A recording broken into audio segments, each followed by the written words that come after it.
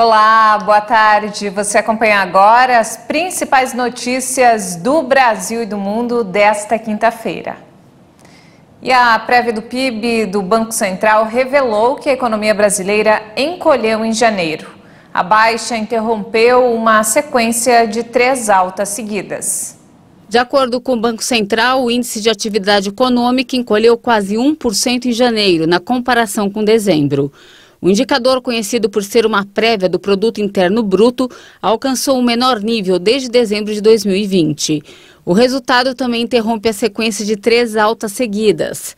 Na comparação trimestral, o IBC teve um desempenho de 0,19% melhor da economia no período, na comparação com os 3 meses anteriores. Os números da prévia do PIB de janeiro mostram ainda que a atividade econômica brasileira cresceu no acumulado dos últimos 12 meses, o que mantém a trajetória de recuperação após as perdas causadas pela pandemia de coronavírus.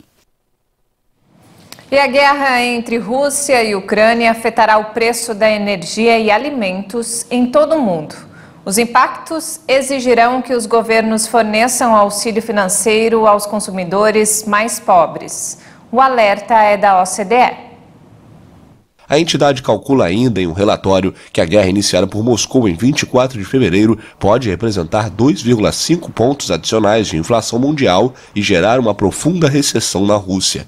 Fora da Rússia e da Ucrânia, as consequências serão sentidas principalmente na Europa, um continente que depende do fornecimento de matérias-primas, alimentos e energia dos 2 países. O conflito pode reduzir em 1,4 ponto o crescimento da eurozona, caso os efeitos sobre os mercados de energia e financeiros perdurem. Os países que possuem fronteira comum com a Rússia ou a Ucrânia são os que mais sentirão o impacto, ao mesmo tempo que recebem a maioria dos refugiados procedentes da Ucrânia. De acordo com a organização, os governos poderiam reduzir o impacto na economia com um apoio fiscal específico, evitando alimentar o aumento excessivo dos preços. A inflação já está em níveis elevados em todo o mundo, estimulada sobretudo pela energia.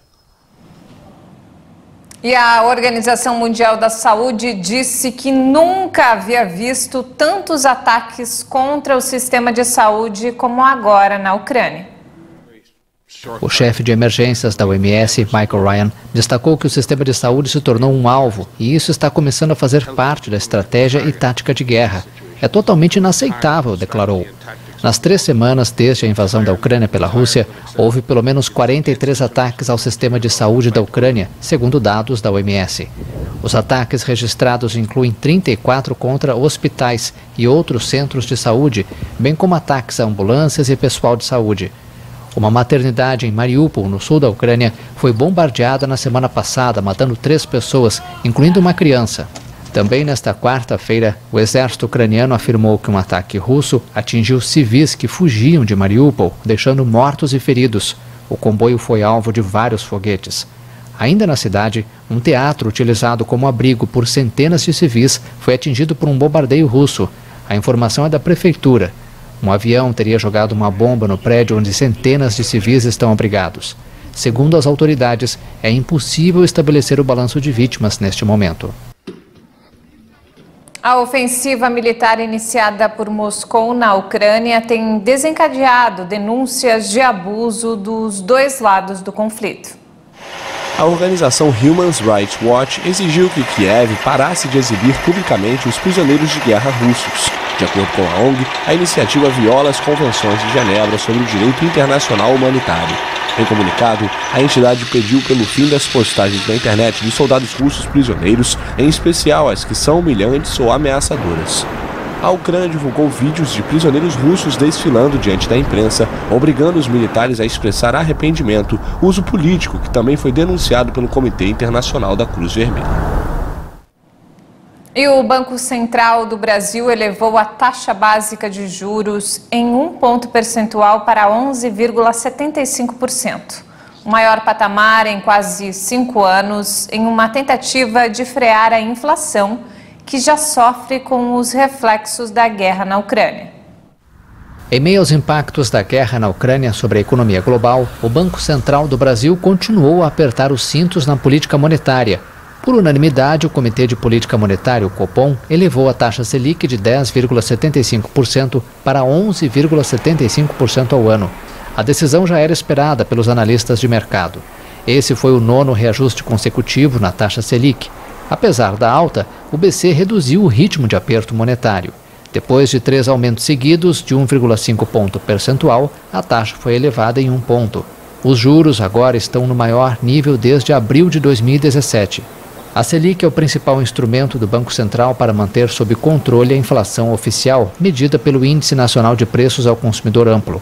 Em fevereiro, o indicador fechou em 10,54% no acumulado de 12 meses, no maior nível para o mês desde 2015. A inflação foi pressionada principalmente pelos combustíveis e pelos aumentos de início de ano nas despesas de educação.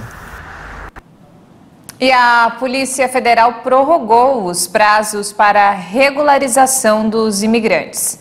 Agora, os documentos vencidos valem até setembro.